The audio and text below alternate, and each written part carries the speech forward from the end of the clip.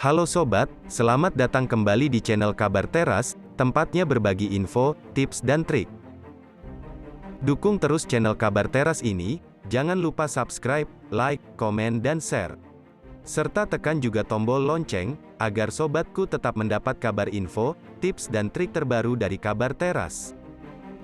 Pada kesempatan kali ini, admin membahas kabar info, tentang, karena hoaks, Bahar bin Smith ditangkap lagi. Cara paling gampang mengatasi hoaks di media sosial. Sobatku, tokoh agama yang sekaligus penceramah bernama Habib Bahar bin Smith ini kembali dirundung masalah. Baru-baru ini, Kepolisian Daerah Jawa Barat atau lebih singkatnya disebut Polda Jabar, telah menetapkan Habib Bahar itu sebagai tersangka. Dalam kasus penyebaran berita bohong atau hoaks dalam sebuah ceramah, selain si Habib, polisi juga mentersangkakan si pengunggah video, dengan inisial TR. Perlu sobatku ketahui, jika kasus ini itu berawal ketika adanya laporan dari seseorang berinisial TNA, tentang kegiatan ceramah si Habib pada tanggal 11 Desember tahun 2021 di Marga Asih, Bandung. Di mana, si Habib itu diduga menyampaikan berita bohong yang disebarluaskan oleh TR dalam akun YouTube hingga viral di media sosial.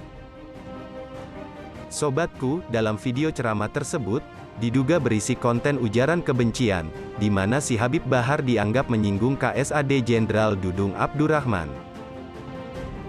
Pernyataan itu disampaikan dalam video yang diunggah di akun YouTube berjudul, "Semakin Panas, Egy Sujana, Jenderal Dudung harus dipidana dan Habib Bahar tuntaskan kebodohan ini." Sebelumnya, video Habib Bahar juga sempat viral sob, di mana si Habib ini berdebat dengan seorang jenderal TNI bernama Brigjen Ahmad Fauzi. Sobat Kabar Teras, terlepas dari hebohnya pemberitaan penangkapan Habib Bahar bin Smith, admin juga mau berbagi info buat sobatku, tentang cara paling gampang mengatasi hoaks di media sosial. Sobatku, berita hoaks itu memang seringkali menggunakan judul sensasional yang provokatif, misalnya dengan langsung menudingkan jari ke pihak tertentu.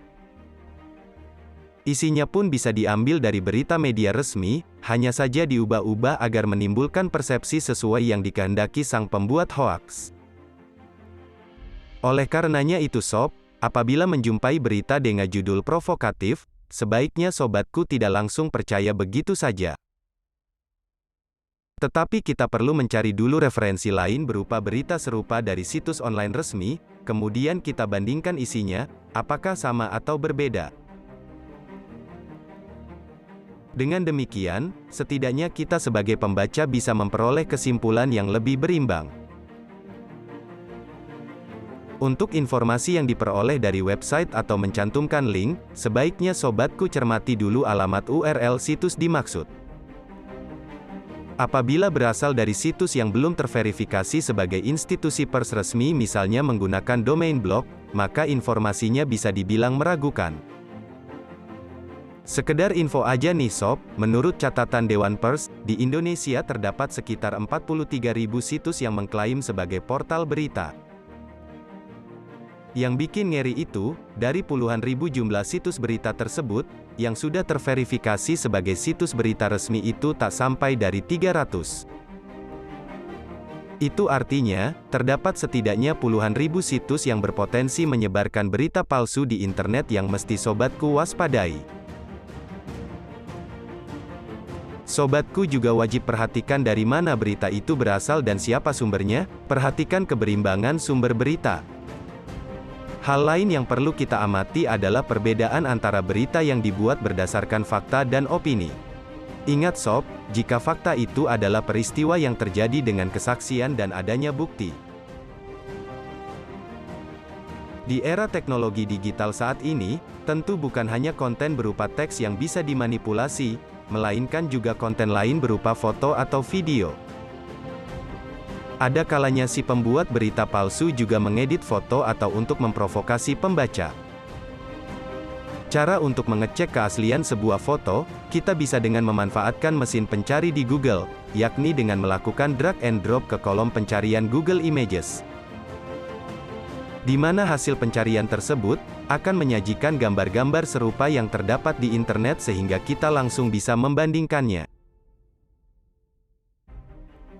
Di media sosial seperti Facebook, banyak terdapat sejumlah fanpage dan grup diskusi anti-hoaks. Di grup-grup diskusi ini, kita bisa ikut mengecek bahkan bertanya,